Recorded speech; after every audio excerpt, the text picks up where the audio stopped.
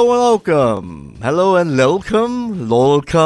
welcome to another episode of Untitled KKB Show. We talk about video games, anime, and the occasional movie. And right now on this episode, I'm your host, Mr. Toffee, Johnson Toyat, and I've got some movies I want to talk about. So, the Super Mario Galaxy movie second trailer came out. It was on the Nintendo Direct on the Sunday nights here in Malaysia in GMT plus 8. And they showed off a bit of Yoshi. Basically, Yoshi was teased in the first Super Mario Brothers movie. In Super Mario Galaxy, he's going to be a full-fledged character in the show. And not just that, we also got some appearances from Birdo from Super Mario Brothers 2. Mouser, like a little short bit, when Princess Peach was fighting Birdo. You can see Mouser popping up at the bottom right. And you also have, who else we got? Oh, we got Big Bertha from Super Mario Brothers 3, the big fish. You got the small fishes in Super Mario Brothers 1. If you got the big fish in part 3.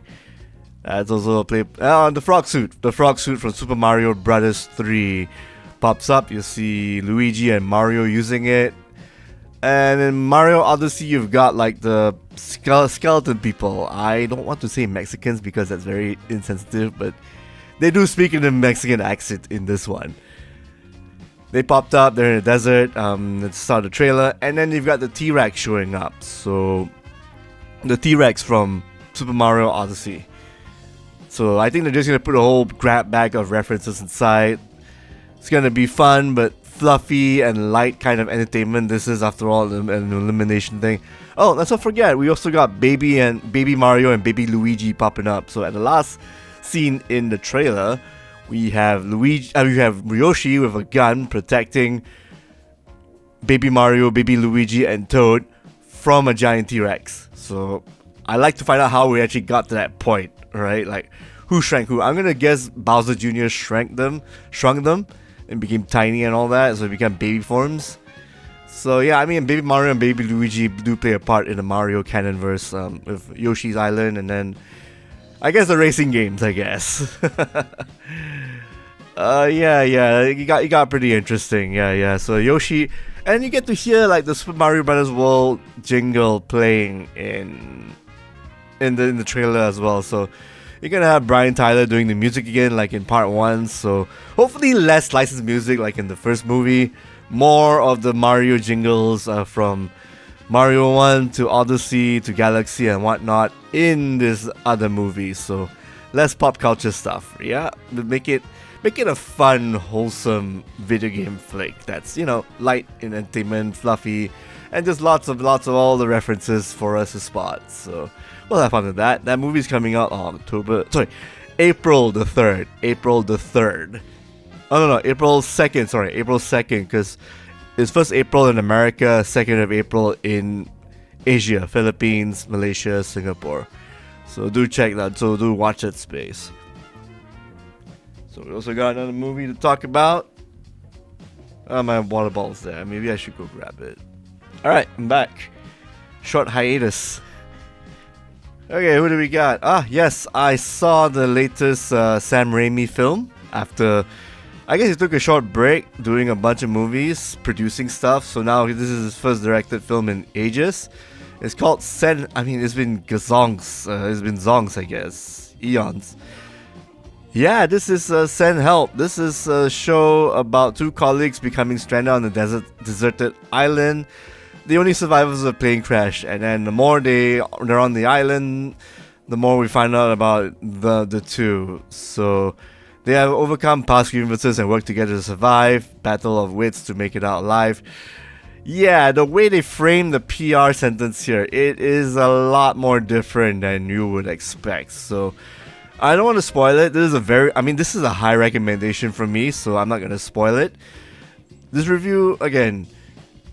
Yeah, so this movie relies on the performances of both Rachel McAdams as Linda, the weak-willed woman who has been bullied by Dylan O'Brien, the new big boss of the show, Turns out that's actually the son of the older boss who actually promised the promotion to Rachel McAdams' character. So they got in the plane crash, the only two survivors, and they gotta survive basically. Near the coast of Thailand, it seems. So it is a very, very a fun show. It's a thriller, horror combination of the three or so. It's pretty. It's interesting. Like, again, they're stuck in the island. It's just, they actually in the trailer they showcase Linda's survival skills, and is actually hinted at the start of the film. She wanted to be in Survivor. She's been training, practicing, and all that with the craft and all that, making wood stuff and whatnot. And then the social dynamic has changed. It becomes a survival of the fittest on the island, and it's just the both of them. So someone has to be at the bottom right. So it becomes this whole like back and forth thing going on. The two surviving. Lovely. I guess there's some chemistry between the two. There is some chemistry between the two. It becomes antagonistic and then friendly, and then it devolves to different ways here and there. So good job to Rachel McAdams. I mean, very, very pretty Hollywood actress. She becomes this meek person, very, very socially awkward, and also no nonsense through and through. And then you got Dylan O'Brien, very, very shallow, young gen, kind of big boss, taking over the reins really quick, making decisions off the cuff. The kind of person you hate, like the one who actually got higher and higher into nepotism, and a lot of common. I mean, this is common in like some countries, like in Malaysia, I guess. You know, like the little kid who took over the father's business and does not know what to do with it, making decisions that is only for his personal gain rather than the company's gain. That sort of character. If you think there are actually more layers to that, well, I suggest you keep watching. It actually gets a little deeper here and there, and then it goes. There's quite a bit of an uneven tone here and there with the film per se. Like it has there's some black comedy, there's a thriller bit here and there, and the colors of it change, and then there's some unique camera transition choices from Sam Raimi. Really, really creative, but it feels like it's actually his stamp. And then I won't say when, but there is a jump scare in the show, so it's like it goes into that because it's just trying to prove that Sam Raimi did horror back in the day, and he just wants to remind people that that's his show. I mean, it is a thriller, so I guess it's fine. And then within the context of the show itself, in the second half, it worked out really well, especially when you find out more about Linda's character and what she is capable of. So the two of them start becoming on the same level in terms of likability. I think that's as far as I can go without spoiling anything. I'm trying to be as vague as I can because this is a movie that really relies on nothing being shown. Props to the people who made the trailer, who did not show much and they need to. It's like it's like close to a 2-hour film, and they only showcased, I guess it was the first half or the first third, the trailer, and then the rest of it all not seen, not revealed and whatnot. So again, this is something you just gotta see for yourself to see how it devolves, and it just shows that this is the kind of movie that Sam Raimi can do. Not just a thriller horror kind of film, but something that's his own stamp with a little bit of levity to the situation. So with that, I give this film an 80 out of 100, closer to a 90. It has some tonal issues here and there, but that's more of the director's stylistic choices rather than a story problem. I say this is a high recommendation for me. Like anything that I rate 80, 90, and 100 is like usually a yes. It's just a matter of which one would be more of like a second viewing kind of thing or a third viewing. This one's more like a one viewing. You remember everything. If you watch it the second time, you catch some of the clues here and there, but not so much compared to other films like Wake Up Dead Man, you know, those mystery films. So this one, Send Help, really worth the watch, if only to see two actors going at it on an island in antagonistic and different crazy ways here and there. So yeah, go check it out. I also saw Wonder Man, all 8 episodes of it. It is about the superhero. I mean, you got an actor called Simon Williams, same name as in the comics, where he is trying to be an actor breaking into Hollywood. He got the perfect part. A reboot of a show called Wonder Man, and it's actually being done by this famous director named Von Kovac.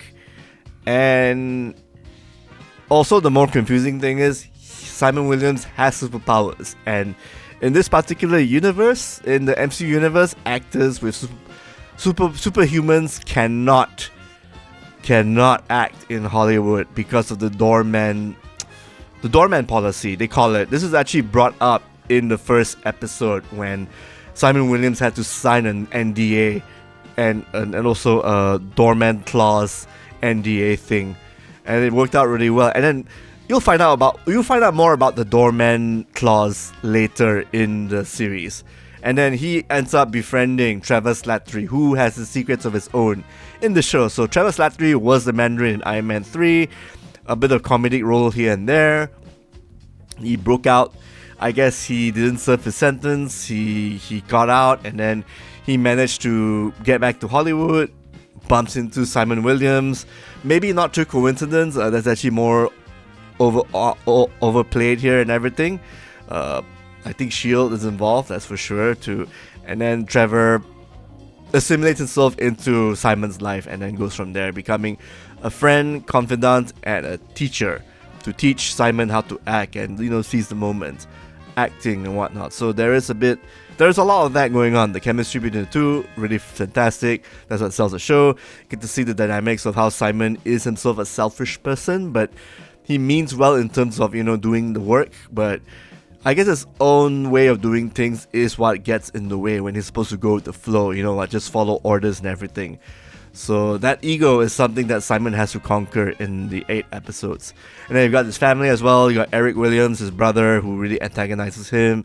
The mom who's really friendly to Simon, but Eric does not approve and everything. Let's see what we got. Yeah, and then when they get to see the director later on in the show, Von Kovac, then he's got his own quirks and whatnot, so that's also fun to explore. Oh yeah, and then Agent Cleary makes an episode. He's actually one of the S.H.I.E.L.D. agents popping up. He actually appeared in previous TV Marvel shows. I'm not sure which one. There's a lot, so it's a bit hard to keep track. So Agent Cleary has his own role. He's actually getting his job. His job is down the line because they're facing cuts and whatnot. Oh no, I think it's the Bureau of Cleanup. Yeah, so they're trying to find for mutants and other superheroes who might be a threat to be put into this super jail. And that's a revolving thing between Agent Cleary, Simon Williams, and Trevor Slattery. So to see how that dynamic plays out, how that plotline goes, yeah, it's worth checking out. I mean, I like how the show is framed. So all in all, Wonder Man, really good show. Really enjoyed it a lot. Yeah, it's one of the better Marvel TV shows, right up there with WandaVision, because it's just doing something from a different perspective. Nothing's too superheroic, but there's a superhero identity thing he's trying to cover up, and then it's become a show about a guy trying to make it big in Hollywood through a different scene, a different lens, an undercover kind of lens and whatnot. And if you're wondering how the whole Avengers Wonder Man thing falls into play in here, well, we might do a video on that, so we'll see how that goes. Like a whole comparison thing. It is interesting how they actually unfolds here and there, so some little Easter eggs here and there, like in this Marvel film. So I also give that a recommendation, 80 out of 100, maybe even 90. I'll flip flop between the two. Yeah, all right.